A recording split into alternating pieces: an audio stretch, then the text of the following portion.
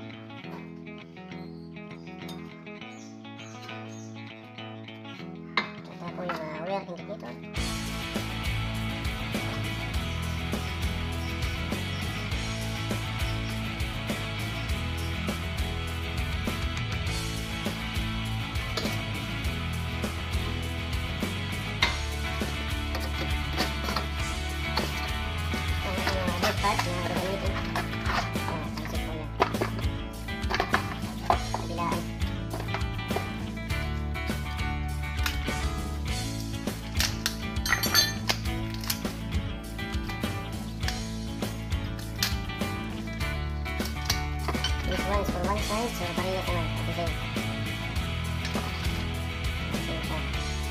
So this one is the thickness of the line, and this one is the roll out. This is the new one. Okay.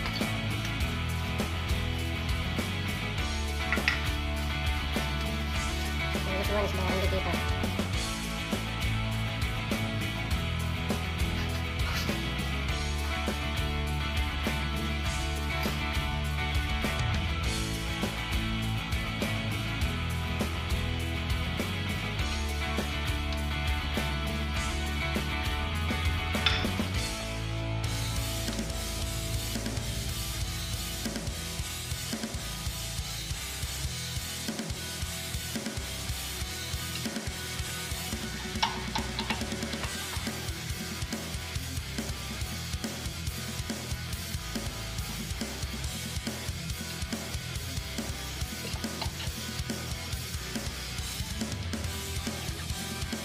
So ito na po yung wear indicator. Ito po ay ilalagay natin dito. Ayan. Okay. And then this one, we push this. Kung wala kang clamp, i-clamp or you use this to push gamit ang tools combination. So ayan. So ang purpose nito ay pinaka-stopper niya para na-compress yung piston. Tapos dito ko ilalagay kung ano. Ayan. Para atake yung piston. Okay. Tulak pala, tulak. Ayan siya. Wala kasi tayong clamp. So ayan na po, natulak na. Alright. Right, so ayan guys, okay na, napalitan na. Napinturahan ko na rin ng pula. Ayan, so kabilang side naman. So natanggal ko ng gulong. Late ko lang na videoan kasi may kausap. Ayan, so ito. tanggal ko na yung brake pad. Yan. Tulak pa natin yung piston na yan. So ito na po yung luma, oh. Tingnan mo yung pagkakaiba. Yan. Kapal, no? Para ano ba yan? Para hindi maano yung rotor. Balik ka na lang. Tsaka ano yung kapit. Yan. Kasi pag ano na talaga lahat na bakal na yung ano. Oh, Masira yan. sira na yung bakal. Bakal sa bakal na. So ngayon, tulak natin yung piston muna.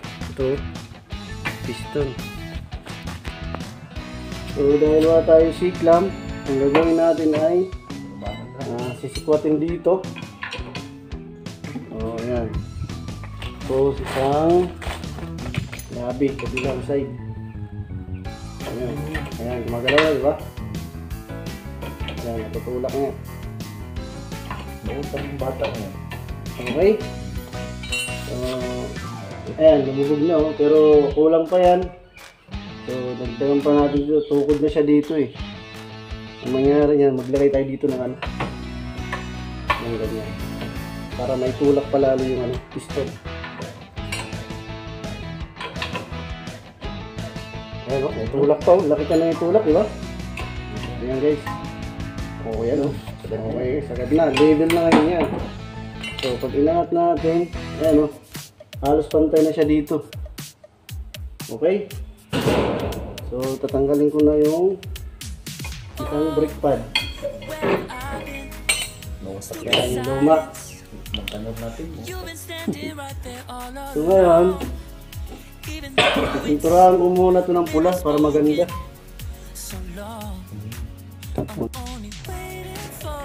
Right, so nakakabit na natin yung bagong brake pad with kasamang ano, indicator kasi ito sa likod. Sa likod siya nakabit. Ngayon, once na pag ma-worn out na yung brake pad, ito magkikiskis para ma-indicate na worn out na. Kasi hindi natin makikita yun sa loob. Okay? Kabit na natin. Ayaw muna natin sa baba.